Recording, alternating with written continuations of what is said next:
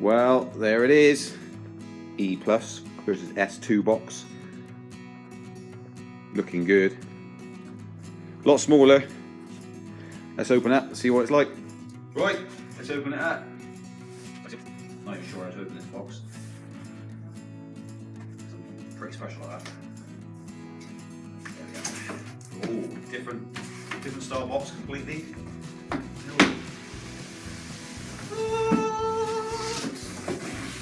Cool, snap about the box as well. There we go. Let's put this little box over there.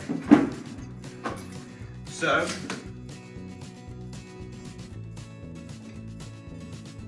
the S2. Let's open it up. Already it just feels, there's obviously a lot smaller box and it just feels loads lighter. So it's designed really for just a different market because it's a 14-inch wheel. So obviously it's smaller. 16-inch the standard one is, and it's lighter. So it's for you guys who are hopping on buses and the tube a lot, riding, getting off, picking up, riding, getting off, picking up. That's the sort of market it's interested in really, and if you just like the new look of it. We've got a charge block, cable, and a valve extension, all in a nice little package in a nice little box. What I'm going to look at is if the charge is the same as the E Plus. It isn't. The charger is the same fitting type at least, and possibly the whole thing. Same as the Mini Pro, Ninebot Mini Pro, it's a different type of fitting. So it's lost the sleeve you have to pull back when you plug it in and detach it from the charger. So this video is not going to be sort of completely standalone S2 video. I'm always going to have in my mind the E Plus or any of the previous other Ninebot models, the 16-inch models. I'm constantly going to be comparing it against those two and do a review on it at the same time. Yeah, so a long 180mm valve extension, a UK plug. You buy it from us, you just put in the order comments what plug style you want and we'll put it in there for you. Right, that's that. Those two. A little manual. Always be safe, never be sorry, and that sort of thing. Right. Bit of stuff at the top. So that's what it looks like in there, very nicely packed in there, dead upright. A lot better than the other type of packaging than the other ones. For ease of getting it out, I mean. Oh, look at that. I've got to stop doing that, but it is quite exciting. It's tiny! It's a tiny little wheel. So this, quite light. That's one hand. I mean, you wouldn't want to walk around like this for very long. Yep, there we go. This handle is all rubbery, which I think you can't really tell from the pictures. It's actually a soft handle, and when you let go, you track it back down. Quite nice. It snaps in. Very, very good. Okay. Switched on. Oh, it's in learn mode. Oh wow. Turn that back off. It's got grippy. Can you see this? It's got grippy foot plates. So it's got the skateboard style grippy stuff on it. That's absolutely spot on. That's good. And obviously it's lost the side cover that he's going to grab. It's the cameraman's one. He doesn't keep it clean. But there you go. It's in there. And then in front, sort of see size differences, heights, etc. And there you go. Awesome. Where am I going to put the speed feed stickers on this? Right, okay, I think what I need to do now is go and get my phone so I can actually do the app run through. On these follow tutorial, I'm going to film all that right now and show you what that's all about, because you don't get it on the previous versions. This will actually run you through a tutorial. Right, let's boot it up. Beep. And then, so it's now connected. It beeps, let you know connecting. It says your Ninebot 1S2 is a new vehicle. Please initialize your vehicle according to the guideline page on your, or your vehicle cannot be used. So activate. I press activate. And then you need to create an account through the app, by the looks of it. Just need to be able to type faster. info@speedyfeet.uk. Name cannot be empty. Okay. They call it 1S2. Activating.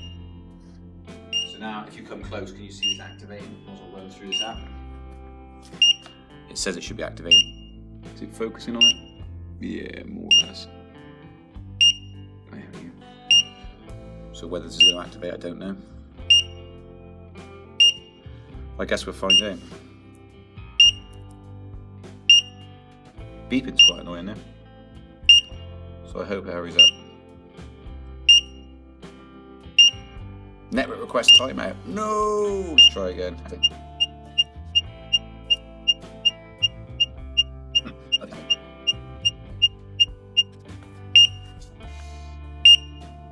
Oh dear. Right, let's try and work that one out. Don't really know how.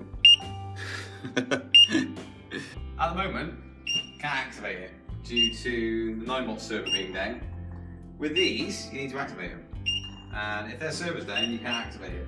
It's a bit of a shame. It's not a great start, but I can ride it up to 2 miles per hour, and then it does beep. Like that. And it tries to push you right back. So if I go fast, I can't hardly stand on it. Anyway, doesn't it look lovely? But you have to do that when you're riding it. Anyhow, someone's going to sort it out for Ninebot. They've told me to get the server guy to sort it out tomorrow morning when he's in the office, because he's out of the office. A couple of questions I may be able to answer if you can hear me above the beeping. Can you jump it? You can. Look at that. You can actually jump it. I'm quite surprised there's no pads to grip onto. So let's try 180. First 180 on S2. Oh, it's light. It's light. Look at it. Little wheel spin. There we go. Try it. 180 like that. Lovely. Part of the pedal trying to push it back. Wonder how high we can get. That was quite high, wasn't it? Made quite a noise as well. Let's try it again. This poor little thing, it's going to go through some testing. I feel sorry for it, to be honest. What about a bit of crab walking?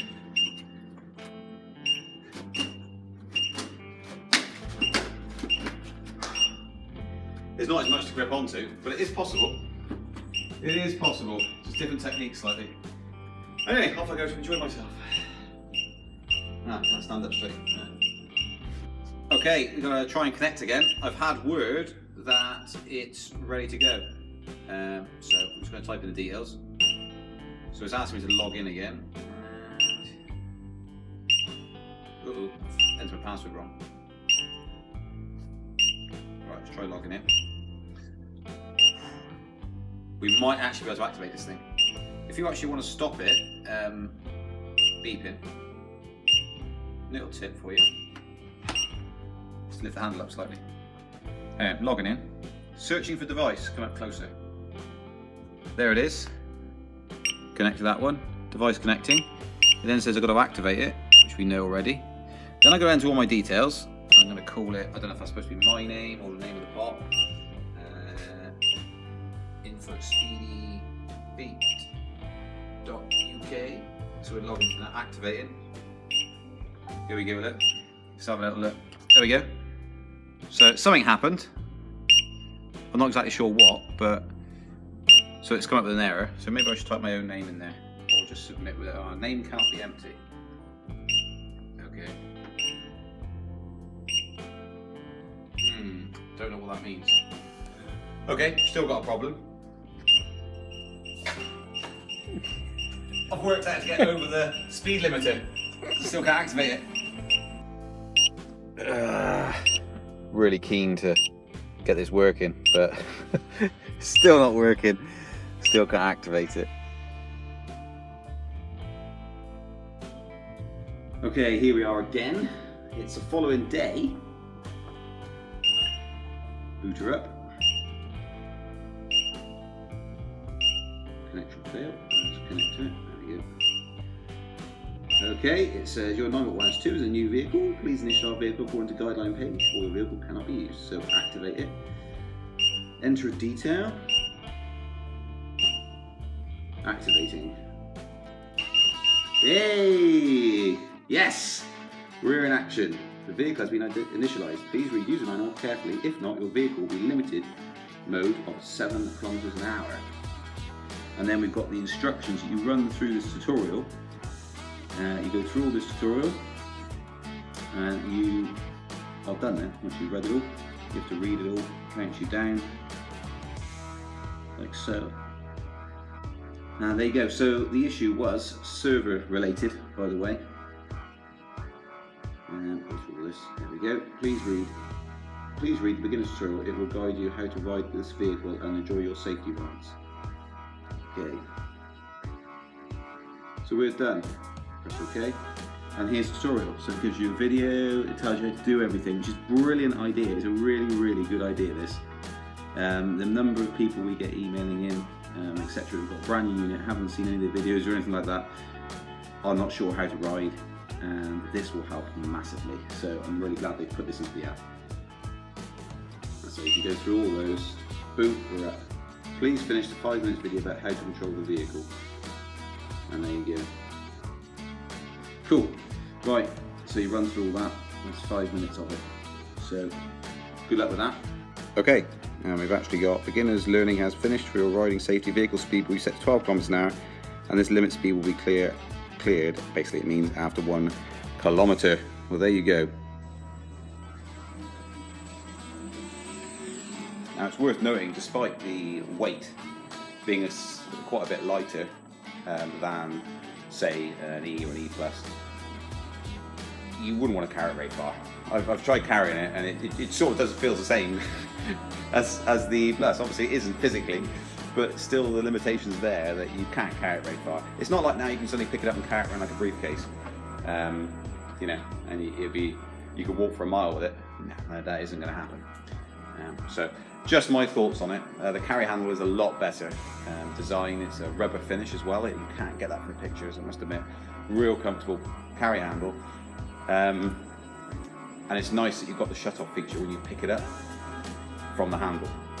So if you pick it up at the handle, you can actually set that. It's set in the app, so you can change that if you want. You can turn it off so it does spin when you pick it up. Not sure why you'd want that, but you can turn it off if you want, so that's pretty cool.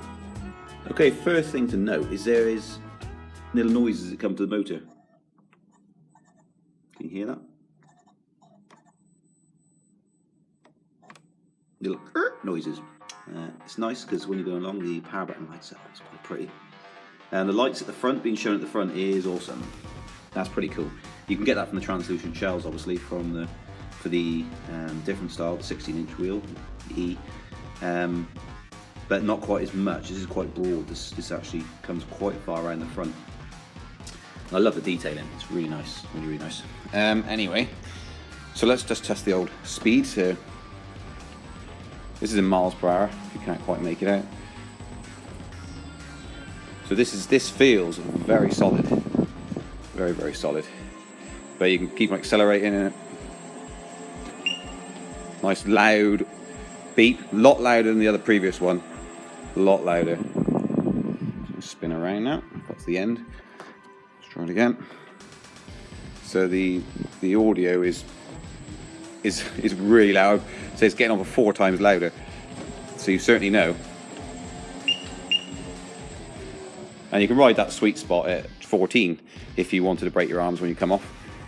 So yeah, it'll do it. It's not underpowered, that's for sure. So there you go. I think did I see a 16 there? Couldn't ride it that because it was pushing me back, but I think it popped up for a split second, if not 15. But as you can see in the bottom here is dual batteries, and it displays them in 2 sections. So you can take a battery out and obviously display one of those. It tells you the battery percentage here. So it's saying I can do another 17 miles, which I do not believe. But you never know, I might be wrong. I might be wrong. If it does 17 miles, then man oh man, That's brilliant. Well, it's not fully charged either. We are on 87% charge because of all that shenanigans yesterday. Right, okay, let me just slow down and brake. I'll just run you through this app for people that haven't seen the app, and for those that have, it is slightly different for this model. It's actually changed since it's been activated. Okay, it's the same. There was a different setting here called activation, etc. There was different things on it. Those have gone since it's been activated, so that's cool. Okay, right, there's actually a section, a leaderboard section. Have a look. Oh, sorry about this. It's pretty difficult to do this on your own. Ranking, there is an S2. See, Ninebot 1, A1, S2. Ranking, that's the weekly ranking. Who's the top then? Who's the top dog? 500 odd miles when I checked yesterday. 540 miles. There you are.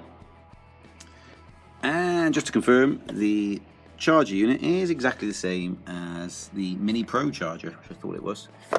Exact same connectors. So that's the type of connector on it. And it's charged through this port here under this rubber cover. Right, okay, in terms of ride, the smaller diameter wheel, it feels a little bit more on the knife edge, but not massively. I thought I'd see quite a big difference between the 14 and the 16, but doesn't seem to be. We'll find out when I actually go off-road. I'm on very smooth surface here at the moment, so maybe it'll be more apparent when I actually get off some rough terrain and stuff. What else was I going to say? I was going to say foot plates. Foot plates, I had a question the other day on YouTube, which was, could you, when you turn, are they going to scrape the floor because of the smaller diameter? And it doesn't appear to be the case. So I will do a measurement side by side to see where they stick out, but it doesn't appear to be the case. I know I'm getting used to this now. I haven't even checked the tyre pressure, I've just taken it out of the box and used it, because that's what you guys are going to do most likely. So, yes, right, let's try doing some other tests on it. See ya.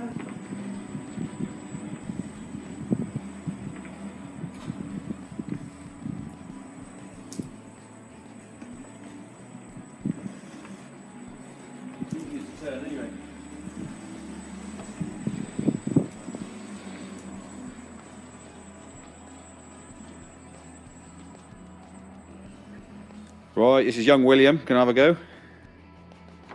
11 years old. Proficient. Has been riding around for quite some time on the one I'm riding, which is his. What do you think, Will?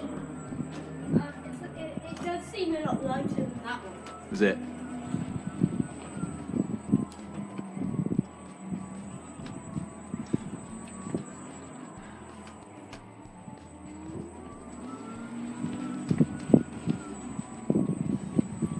Lights. We've actually pumped the tyre up now as well, because it was on about 25 psi. So with these on the tyre, it says 30 psi to 50 psi max.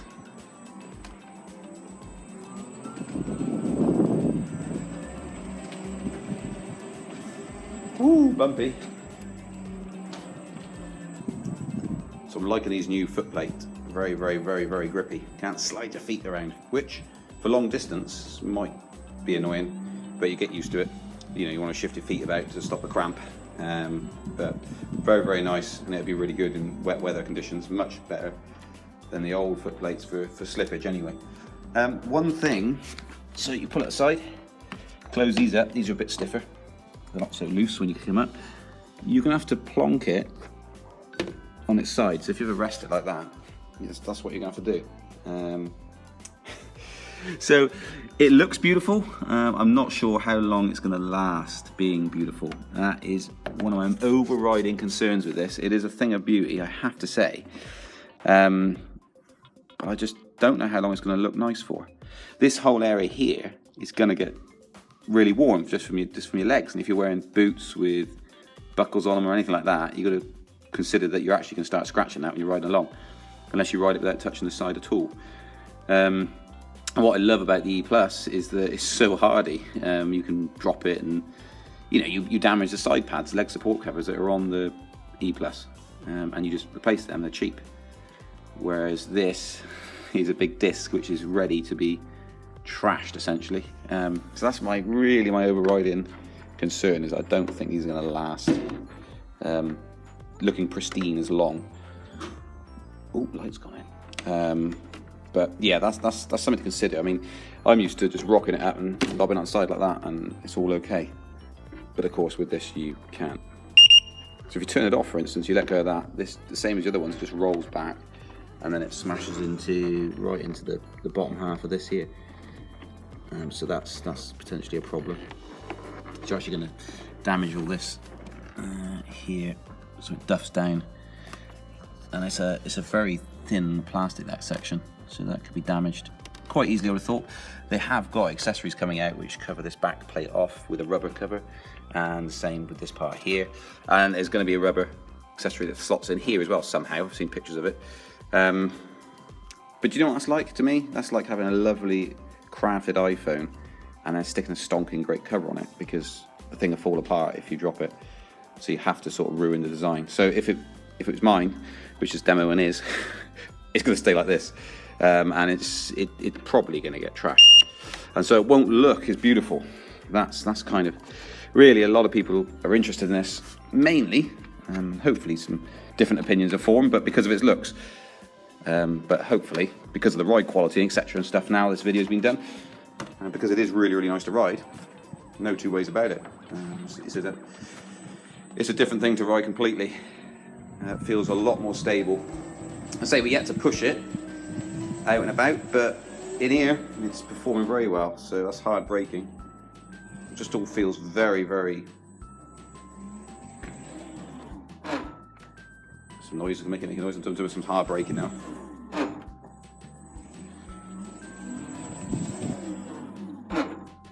There we go. Right, outside we venture. What we're going to try now is just jump up a curb, show you what it's like. It's a bit more difficult than the E Plus, because you've got no leg support covers at all.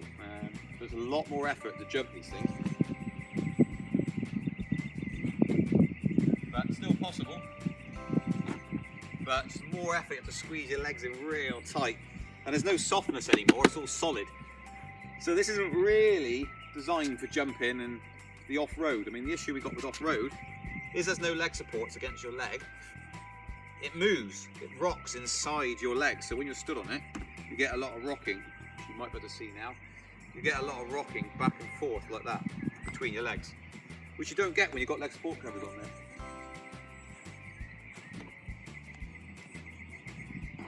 So it does jump. I mean, if you go along at a fair pace, hop up.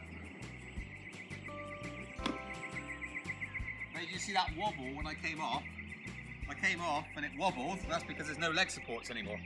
There's so much space between the inside of your leg. But it's not very sturdy. So it does, it leans a lot. You can see it kicking on an angle.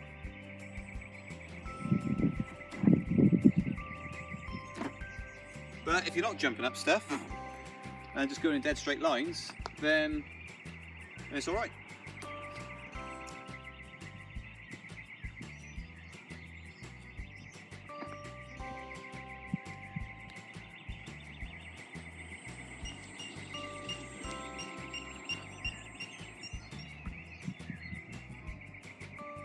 Okay, we've got a lot higher curb here, and I'm just going to try that.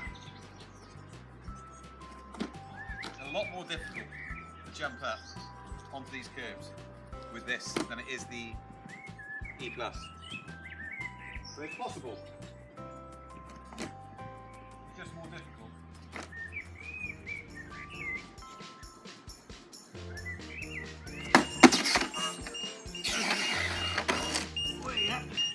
As you just seen. Right, so that's the first bit of damage. We'll see how that cleans off. We'll see how that cleans off. and you'll get an idea. Oh, car coming. Okay, what you saw there was a good demonstration of the fact this thing is not grippy. It's very difficult to grip. When I jumped, it slid out underneath my legs, and that was it. Just stuff there. So, I would say, first impressions are, this is an absolutely brilliant piece of kit. But it's more for smooth roads and less trickery, which a lot of you guys don't do any jumping or anything. But try that again. And I was trying to jump up at 180 basically. I'll try it again. No, so it's very, it just does not grip.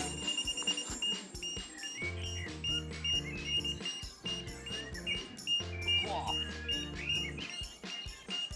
Go back round. Move back up. So 180 and up, stuff like that, unless you've got immense strength in your legs, it ain't going to happen. But a 180 up a curb is probably not a necessity, so you can jump up it normally. You really squeeze your legs together. Right, I think that's probably enough on jumping and curbs. We're going to try some off-road now anyway. Okay, and of course, if you don't want to be jumping up curbs anyway, there's this feature. Whereas with the E+, it'll spin, that's shut off.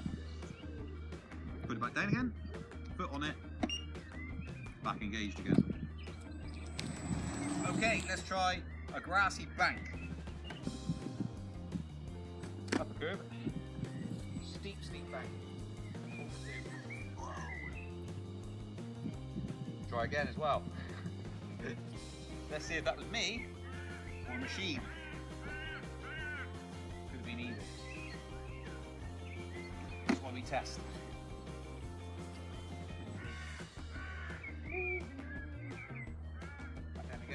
Didn't struggle, no beeping, no power beeping, nothing. So cope with that all right, that's fairly steep. Right, if you ever wonder what a race with a small child would be like, on your marks, get set, go. There he is.